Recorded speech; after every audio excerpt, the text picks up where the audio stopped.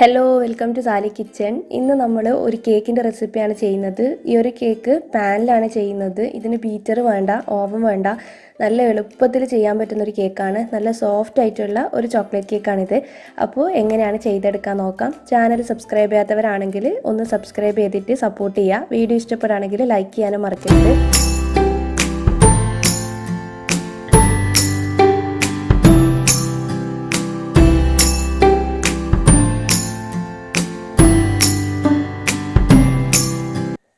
ആദ്യം തന്നെ നമ്മുടെ കേക്ക് ബേക്ക് ചെയ്യുന്ന ആ ഒരു പാൻ ഒന്ന് റെഡിയാക്കി എടുക്കണം. അതിന് വേണ്ടിയിട്ട് താഴ്ഭാഗത്ത് കുറച്ച് ഓയിൽ തടവി കൊടുത്തിട്ടുണ്ട്. മുകളിൽ ഇതുപോലൊരു ബട്ടർ പേപ്പറും വിരിച്ചു കൊടുത്തിട്ടുണ്ട്. ബട്ടർ പേപ്പർ ഇല്ലെങ്കിൽ കുഴപ്പമില്ല, നിങ്ങൾക്ക് ഒഴിവാക്കാം. എന്നിട്ട് ഇതൊരു ഭാഗത്തേക്ക് മാറ്റി വെക്കാം. പിന്നെ അതുപോലെ തന്നെ ഈ ഒരു കേക്കിന് നമ്മൾ മെഷറിംഗ് കപ്പ് ഒന്നും എടുക്കുന്നില്ല. ഈ ഒരു സ്പൂൺ വെച്ചിട്ടാണ്, ഒരു ടേബിൾ സ്പൂണിൻ്റെ അളവ് വെച്ചിട്ടാണ് നമ്മളെല്ലാം മെഷർ ചെയ്തെടുക്കുന്നത്. അപ്പോൾ ഇതിന് വേണ്ടിയിട്ട് ഒരു ടേബിൾ സ്പൂൺ എടുത്തിട്ടുണ്ട്. ഈ ഒരു ടേബിൾ സ്പൂൺ ഉപയോഗിച്ചിട്ട് 6 ടേബിൾ സ്പൂണോളം പഞ്ചസാരയാണ് നമ്മൾ ആദ്യം ഒരു മിക്സിയുടെ ജാറിലേക്ക് ആഡ് ചെയ്യുന്നത്. എന്നിട്ട് പഞ്ചസാര ഒന്ന് പൊടിച്ചെടുക്കാം. പിന്നെ ഇതിലേക്ക് 2 മുട്ട ചേർത്ത് കൊടുക്കുന്നുണ്ട്. മുട്ടയും കൂടി ചേർത്തിട്ട് ഒന്ന് മിക്സി അടിച്ച് വെച്ചിട്ട് നന്നായിട്ടൊന്ന് അടിച്ചെടുക്കുക. ഒരു 5 മിനിറ്റോളം നന്നായിട്ട് അടിച്ചെടുക്കണം. മുട്ട നന്നായിട്ടൊന്ന് പതഞ്ഞ് വരണം. ഇപ്പോൾ പതഞ്ഞ് വന്നിട്ടുണ്ട്. ഇനി സെയിം ടേബിൾ സ്പൂൺ തന്നെ എടുത്തിട്ട് അതിലേക്ക് ഒരു 6 ടേബിൾ സ്പൂണോളം വെജിറ്റബിൾ ഓയിൽ ചേർത്ത് കൊടുക്കുന്നുണ്ട്. എന്നിട്ട് മിക്സി ഒന്ന് അടിച്ച് വെച്ചിട്ട് ജസ്റ്റ് ഒന്ന് അടിച്ചെടുക്കുക. ഒരു 3 സെക്കൻഡോളം അടിച്ചെടുത്തിട്ട് ആ ഒരു ബാറ്റർ നമ്മളൊരു ബൗളിലേക്ക് ഒഴിച്ചു കൊടുക്കുകയാണ്. ഇനി ഇതിൻ്റെ മുകളിലായിട്ട് ഒരു അരിപ്പ വെച്ച് കൊടുക്കുന്നുണ്ട്. ഇതിലേക്ക് 6 ടേബിൾ സ്പൂണോളം മൈദ ചേർത്ത് കൊടുക്കുക. പിന്നെ ഒരു ടീസ്പൂണോളം ബേക്കിംഗ് പൗഡർ ചേർത്ത് കൊടുക്കുന്നുണ്ട്. ഒരു 2 നുള്ള് ഉപ്പും കൂടി ചേർത്ത് കൊടുക്കുന്നുണ്ട്.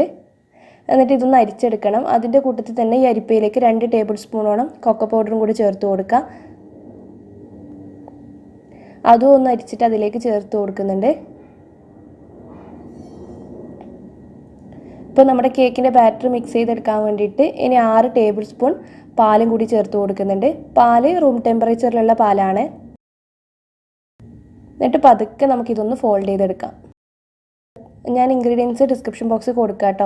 അപ്പോൾ ഇതുപോലെ നന്നായിട്ട് കട്ടകളൊന്നും ഇല്ലാതെ മിക്സ് ചെയ്തെടുക്കുക. നമ്മുടെ കേക്കിൻ്റെ ബാറ്റർ റെഡി ആയിട്ടുണ്ട്. നമ്മൾ നേരത്തെ റെഡിയാക്കി വെച്ച പാനിലേക്ക് ഇത് ഒഴിച്ചു കൊടുക്കുക. എന്നിട്ട് താഴ്ഭാഗം 2-3 തവണ ഒന്ന് തട്ടി കൊടുക്കുക. സാധാരണ നമ്മൾ ചെയ്യുന്നത് പോലെ തന്നെ എയർ ബബിൾസൊക്കെ പോയി കിട്ടാൻ വേണ്ടിയിട്ട്. പിന്നെ നമ്മളിത് ബേക്ക് ചെയ്യാൻ വെക്കുകയാണ്. ബേക്ക് ചെയ്യാൻ വെക്കാൻ വേണ്ടിയിട്ട് ഞാനൊരു പഴയ ലിഡ്, ഇത് ഒരുപാട് പ്രാവശ്യം ബേക്ക് ചെയ്യാൻ വേണ്ടി ഉപയോഗിച്ച ലിഡാണ്. അതുകൊണ്ടാണ് ഇതിൻ്റെ കളർ ഇങ്ങനെ അടുപ്പത്ത് വെച്ചിട്ടുണ്ടായിരുന്നു. അതിൻ്റെ മുകളിലാണ് ഇപ്പോൾ ഫ്രൈ പാൻ എടുത്ത് വെച്ചിട്ടുള്ളത്. എന്നിട്ട് അടച്ച് വെച്ച് കൊടുക്കുക. ഒരു 15 മിനിറ്റ് മതി നമുക്ക് ഈ കേക്ക് റെഡിയായി കിട്ടാൻ വേണ്ടിയിട്ട്. വെരി ലോ ഫ്ലെയിമിൽ വെച്ചിട്ട് 15 മിനിറ്റ് നമുക്ക് ബേക്ക് ചെയ്തെടുക്കാം. 15 മിനിറ്റ് കഴിഞ്ഞപ്പോൾ നമ്മുടെ കേക്ക് നന്നായിട്ട് പൊങ്ങി വന്നിട്ടുണ്ട്. നല്ല സോഫ്റ്റായി കിട്ടിയിട്ടുണ്ട്. ഒരു ടൂത്ത് പിക്കോ സ്ക്വയറോ എന്തെങ്കിലും ഇൻസേർട്ട് ചെയ്ത് നോക്കുക. നല്ല ക്ലീൻ ആയിട്ടാണ് വന്നിട്ടുള്ളത്. ഇതൊരു ഭാഗത്തേക്ക് ഒന്ന് ചൂടാറാൻ വേണ്ടി വെക്കണം. നന്നായിട്ട് ചൂടാറിയതിന് ശേഷമാണ് നമ്മളിത് ഉപയോഗിക്കുന്നത്.